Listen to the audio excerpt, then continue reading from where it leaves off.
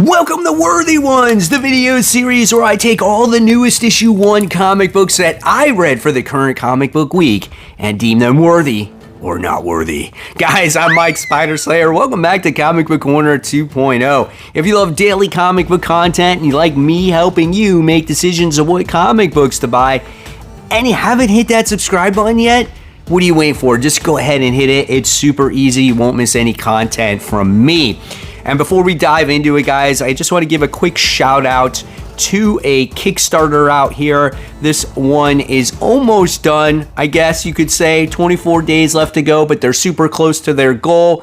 And this one is done by my good friend Frank Zonka, and he's working with Moonstone to promote Green Hornet Epic Anthology. All done by a huge cast of writers here, featuring Timothy Zahn and Kevin J. Anderson. So if you are a Green Hornet fan and you like anthologies and you like noir, I think you guys are definitely gonna like this book. And there's all different pledges you can make, and just back it today. It has raised $11,932. The goal here is $12,000. So again, super close. If you're a fan of Green Hornet, back it today. I'll leave the link in the description box below. So when it came to new issue ones for this comic book week, man, I was left scratching my head at the comic shop going, dude, there's not much left. But I did come across a comic book that was released on Christmas, and this one is The Return of the Living Dead issue 1. Yeah, they had 2 copies there. And I figured, well, if this book is not that great, at least I get a cool Mark Spears cover, right? They also had issue 2. So I was like, all right, well, here's a good idea. I was like, I'll talk about this one on Worthy Ones, and then I'll talk about issue 2 on the return of After the Poll. That's right, guys. The series is definitely returning. If you're not familiar with it, it's just a series where I cover all the current comic books I read for the comic book week that are not the new number 1. So we'll have a segment with Marvel Comics, DC Comics, and then all the independent comic books. Excuse me. So at the end, we'll do a nice little GPA to see which company has the highest grade out of them all. Also, I will let you know my top picks of the week as well. So stay tuned for that on Mondays. Back to Return of the Living Dead issue 1. Was this book any good? It was 32 pages. $5. This book is written by James Kathoric, and the art here is done by Andrea Akari. Now, what this book is it's a sequel of Night of the Living Dead, and it's done in this comic book form. And I'm a zombie guy. Like, I've read the entire Walking Dead series when it originally came out. There's other different zombie books that I've read because I like to compare them to The Walking Dead, and this just did pique my interest once I was able to get a copy of it. And when I look at the artwork of it, I'm kind of like, oh my gosh. I'm like, this is way too cartoony for a zombie book or a horror book. It doesn't make it feel like it's scary, or even though the characters are being chased by zombies or cops, it just doesn't feel like anything's at stake. It's just kind of just like there. It's just like almost like a kid's book. And so I wasn't really excited about the artwork. So what this story is about these kids who are trying to hide in this amusement park that's closing, and they want to cause mayhem within the park while it's closed. You know, go skateboarding, ride the rides, do all that other stuff. And you got 3 different plot points that are happening in here. One is with those skater kids. One is with the workers that are at this little lodging area that they stay, the interns, and then you get this other one where you get one of the head bosses and this other guy that are transporting barrels of, like, I don't know, toxic waste. And that toxic waste winds up getting into the ventilation shafts and like through the ground, and then it starts raising the dead, and then you get the zombies that just kind of cause mayhem throughout the streets. This book for me is not really worthy at all. It's not that good of a comic book. The only reason why I'm reading issue 2 is because issue 2 happened to be there, and I'm like gonna give the issue another try. This is done by American Mythology. Listen, if you just want to have some fun, if you just want to turn your brain off and just read about some pointless kids that are trying to avoid zombies eating them, this might be for you. But for the cost of this book and all the other books out there, you definitely might want to pass. And I'm not sure how many of you bought issue 2, but at the end of the day, this one gets a D+. It's not very good at all. Bronze Faces. This is issue 1. This is a $5 comic written by Sobo Cooker, and the art is done by Alexandria Tifke. The artwork is maybe not my favorite artwork.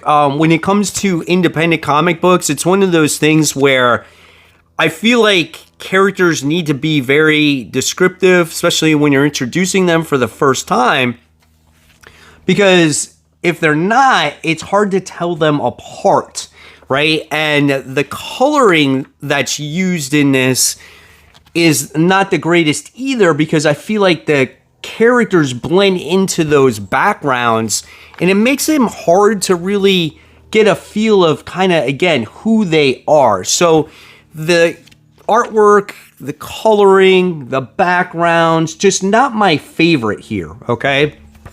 The story, however, is pretty interesting. So it does take place like in Soho, London, and there's this museum, okay? And there's this robbery that's going on between these characters that want to steal these like masks. And when you get into the comic book, you wind up finding out why they want to steal these masks. And it has to deal with like their father and whatnot, and he created these masks, and they wanted them back, right? So the book does jump back and forth on the history and why these masks were created, who the father was when they were children, and their relationship to each other.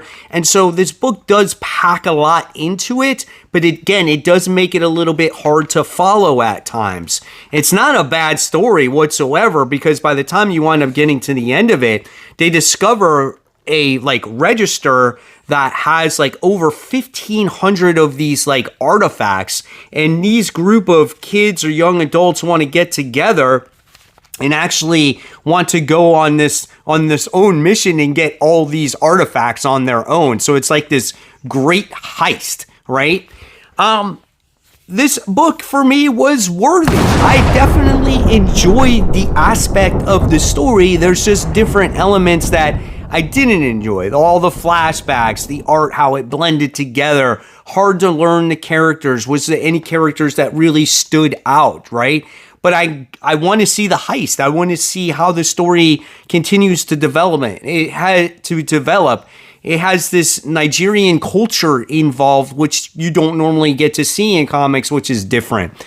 So at the end of the day, I'm going to give this one, this is a tough one to grade, man. Story concept, I'm going to give it a C+. It definitely warrants a second issue, and I'm just curious to see, again, the direction of the story, and hopefully I can get myself attached to the characters going forward.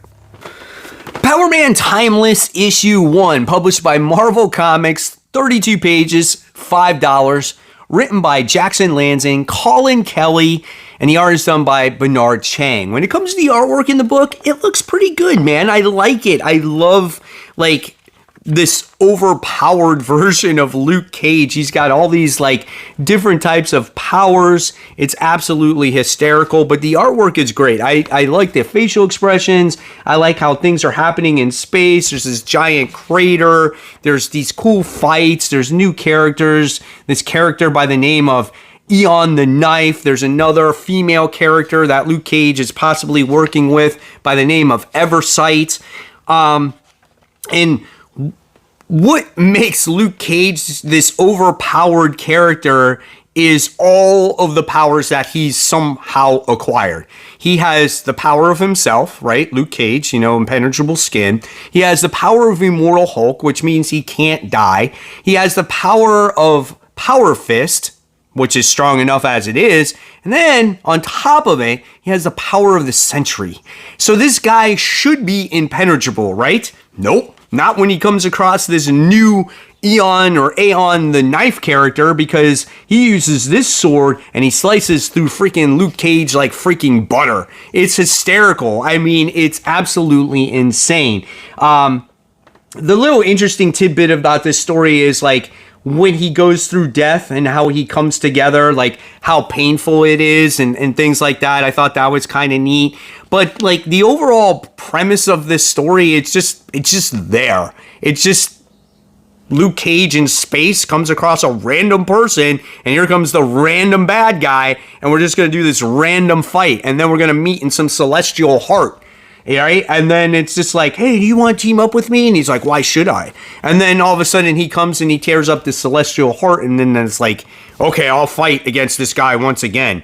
Well, if you could have beat that guy the first time, why are you going to beat him this time? Well, maybe now it's because you're going to use all your powers. You're going to release the void. You're going to turn into the Hulk. I don't know. We'll see. But this book was just not worthy for me. It's just there, right? However, will I read an issue 2? Because I possibly might want to see how this story develops. Is this an ongoing? Is this a mini series? Like, let me know in the comments below. I know there's a next issue, and I want to see like how Luke Cage uses all these powers. This is another one of those comic books where just don't take it so seriously, right? Just kind of have fun with the overpowered Luke Cage and, see where it goes. I think that's what I'm going to do. Hopefully it'll be a light comic book week where I actually don't pass it up, though. At the end of the day, I'm just going to give this one an average C. I like the power set of the character, and again, the artwork was pretty good, too. Star Wars Legacy of Vader. This is issue 1, 32 pages for the price of $5. This book is written by Charles Soule. The artwork is done by Luke Ross. Let's take a look at the artwork in this new Kylo Ren series, I should say, with flashbacks of Vader. It opens up with a very familiar scene, right? Kind of like in the hangar, you get to see stormtroopers or the First Order troops, I should say, as this takes place between, obviously, the third trilogy, between the second and third movies, right after the death of Snoke. So that's what you see. That's when this thing takes place. Now, the whole thing of this comic book here is just the anguish and the pain of Kylo Ren. He is really struggling hard in this comic book to let go of, Darth Vader. He wants to be freed of him. He wants to be his own person, his struggles, right? He wants to lead the order the way he wants to lead it. And so you wind up seeing those pains and the struggles throughout the comic book. So he winds up going to Mustafar, which is obviously Darth Vader's like home place or home planet. And he comes across all these different little alien species who he's fighting and whatnot. And then he comes across this this weird creature guy that carries this head around that supposedly was attached to Vader that we never knew of, okay? And you're kind of like, all right, well, where has this guy been all this time? And he promises to kind of control Kylo's, way of thinking, I guess, because what made Vader such a powerful leader was that he used his hatred and anger towards the dark side, but was able to kind of control it. And this thing is supposed to help him do that. I don't know. It's supposed to help him manage his feelings, right? I guess that's the way you look at it. This comic book was boring for now. It was okay. It was kind of mid for me. It just seemed like Kylo Ren was a little bit of a childish brat in here, and I get what they're going for, but he just seems like a crybaby. The emotions felt a little bit forced in my eyes. But I do want to see how the character continues to develop in this story, who this little side character is. Will we get more Darth Vader? Charles Soule has been attached to the Darth Vader series in the past, so he's written it pretty good. I read a lot of it. So we'll see where it goes. Does it get the best grade? No, I'm going to give it a C+. Wasn't a very strong new #1 week for me, but again, it was a light week, and again, we'll see where the direction of this comic goes. So there you have it, webheads. There are all my thoughts on the very few #1 issues that I read for their comic book week. If there's any others out there, let me know in the comments below, and would you recommend them? And what do you think of these grades on these comic books? Do you agree? Do you disagree? As always, I'm going to leave you more content right here for you to click on. And of course, guys, remember, support the local comic shops. Keep buying, keep collecting, but always remember, read your comics so we can have great comic conversation. Guys, thank you so much for watching. I'll see you on the next video.